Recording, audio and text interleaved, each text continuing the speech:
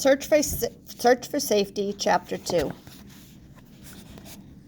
The next morning, I went down to the kitchen as soon as Larry and Mom left for work. I knew it was the best time to avoid Larry, but as I finished my cereal, I heard someone at the front door. For a second, I thought he was back, and my heart started pounding. But when I peeked out the window, I saw Aunt Faye smiling back at me. At least she was still on my side. "Good morning, Ben," she said, hugging me as soon as I opened the door. She was wearing a blue business suit and looked important, like the women on the TV news. "I have a surprise for you," she announced, pausing to examine my face. "What happened to you? That bruise looks painful." "It's nothing," I said, almost without thinking. I banged into a door frame while we were moving in. I was glad my jeans hid my legs. "Well, at least the move is over," Aunt Faye said. "If you're done breakfast, I want you to come with me. We're going to visit your new school. I have an old friend there I'd like you to meet."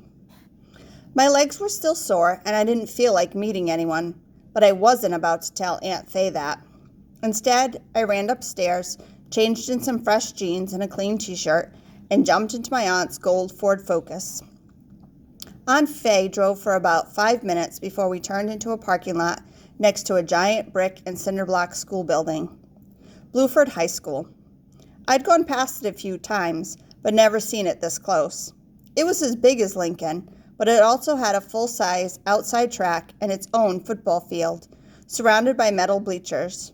There was even a sign next to the field, "Welcome to Blueford High School, home of the Buccaneers," it read. I started getting nervous, thinking about my first day, when Aunt Faye spoke up. "The person I want you to meet is Florence Spencer. She's the principal here, and she knows what she's doing. That's one good thing about your move," my aunt said as we got out of her car. "How do you know her?" I asked. "We used to work at the same school. Miss Spencer would teach all day and take graduate classes at night. She became Blueford's principal 3 years ago," Aunt Faye explained. "I thought you should meet each other before the start of the school year." For a second, Aunt Faye looked as if something was bothering her, but then it passed. Together, we walked across the parking lot, climbed a few concrete steps, and opened a heavy metal door. Inside was a shiny beige hallway with cinder block walls painted a dark orange. Aunt Faye walked right to a room marked Main Office. "Please tell Florence that Faye Jordan is here," she said to the secretary. Minutes later, a tall, thin woman with wire-rimmed glasses emerged, a big smile on her face. She and my aunt hugged, and then Aunt Faye turned to me. "Ben, I'd like you to meet Miss Spencer." "Nice to meet you," Miss Spencer said, shaking my hand. I was surprised at how strong her grip was. "I understand your grades have been very good at Lincoln," Miss Spencer continued. "It's no surprise if you've been living with your aunt for the last couple of years."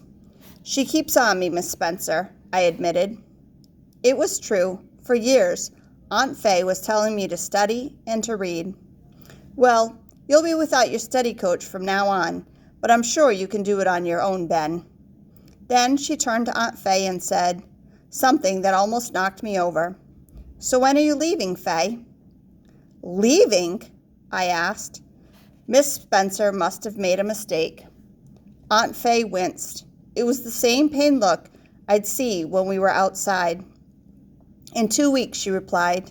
"That's something Ben and I still need to talk about," she added, looking at me. "Ben, why don't you look around the school while Miss Spencer and I catch up a bit?" I nodded and left the office, my head spinning from the news. Where is Aunt Faye going? Was it far? How could she leave now? The questions kept coming as I wandered down the quiet halls, passing darkened classrooms and rows of empty lockers. I moved down the main corridor in a daze when I spotted an open door. Just then, someone rushed into the hallway. I was so surprised, I stumbled backwards into a row of lockers. "I'm so sorry," said a pretty girl with long braids, her arms loaded with stacks of green file folders. She was wearing jeans and a yellow t-shirt with the words Blueford Buccaneers and blue writing on it. "Sorry," I said, a little embarrassed. You didn't know I was out here, I added, trying to sound relaxed. Yeah, but I need to slow down. There's usually nobody here in the summer, so I'm used to having the hallway to myself, she said, looking at me closely. I hope she wasn't staring at my bruised face. Are you a new office aide too? She asked. Office aide? I almost laughed. No, I'm a transfer student. I'm about to start my sophomore year here. For real? The girl answered excitedly, shifting the stack of folders to her other arm. That means we're both in the same class, or at least we will be in a few weeks. My name's Cindy Gibson. I'm Ben McGee. I'm glad you're in my class, because you're the only person I know from this whole school, I admitted. Cindy smiled, and for a second, Bluford's hallways suddenly seemed nicer. I wanted to keep talking to her, but I wasn't sure what to say. So, what's Bluford like? Do you like it here? It's okay. You got all kinds of people here, you know, just like any school, I guess, Cindy confessed, pausing as if she was trying to decide what to tell me. Last year, I was kind of hanging out with the wrong crowd, she admitted, lowering her voice. I missed a lot of days and had to go to summer school. When I finished, the principal, Miss Spencer, gave me a job as office aide. I think she was trying to keep me out of trouble, but she doesn't have to worry. That's all ancient history. Ben, are you there? Aunt Faye called out, her voice cutting Cindy off. Cindy and I glanced toward the sound just as Aunt Faye appeared at the far end of the hallway. Dressed in her suit, she looked strong and important, like she was Bluford's principal, not Miss Spencer. That's your mom? Cindy asked. I could hear the respect in her voice. No, she's my aunt, I mumbled. Gotta go. Cindy smiled, and again the empty hallway lit up. She looked so good standing there that for a second I didn't know what to say. Switching to Bluford didn't seem so bad anymore. Well, it was nice meeting you, Ben, Cindy said. I guess I'll see you around in a couple of weeks, right? Definitely, I replied, turning and following Aunt Faye toward the exit. Who was that? My aunt asked as we made our way out to her car. Just some girl I met, that's all. Her name's Cindy, I answered. Aunt Faye smiled at me, and I could feel my face getting warm. She started the car and pulled out of Bluford's parking lot. I have a feeling this is going to be a good place for you, Ben.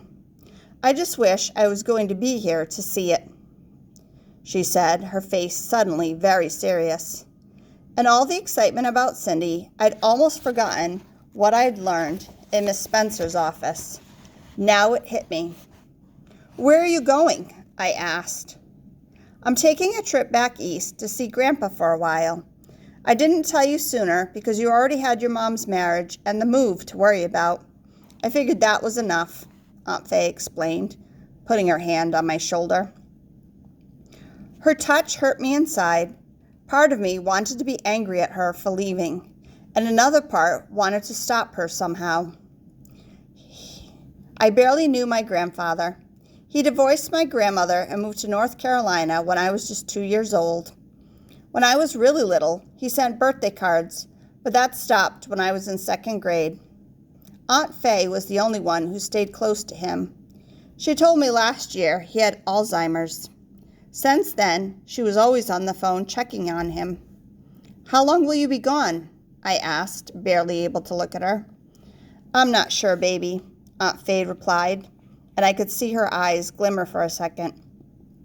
I don't want to leave you two, but Grandpa's slowly forgetting everything. I want to spend time with him while he still knows who I am, she explained. I couldn't imagine Aunt Faye being so far away. All my life, she'd been the rock in our family, holding everything together, no matter what tried to rip us apart. She saved us after my father walked out. I was just a little kid then, but I can still remember my parents fighting all the time just before he left. Afterward, Mom got depressed and stopped going to work. I don't know what we're going to do, baby, Mom had said. I was only 6 years old, but I remember being hungry all the time, and the refrigerator was always empty. Then one day, the power company shut off our lights. We were living in an apartment without electricity and getting our meals from a food bank when Aunt Faye finally rescued us. "Geneva, you and Ben cannot live like this," she announced. She'd come over for a surprise visit and found Mom and me sitting in the dark except for a few candles. "Come on, you're both coming to stay with Grandma and me. Let's go, right now," she'd said, picking me up easily in her strong arms. That was the day we moved in for good, and it was the first time I can remember feeling safe. Now, those days were gone, and Aunt Faye would be gone too. "I'm sorry I have to go, but I know you understand," Aunt Faye said, breaking the sad silence that suddenly filled her car. "I do," I said, nodding my head. There were no tears on my face, but inside, I was crying.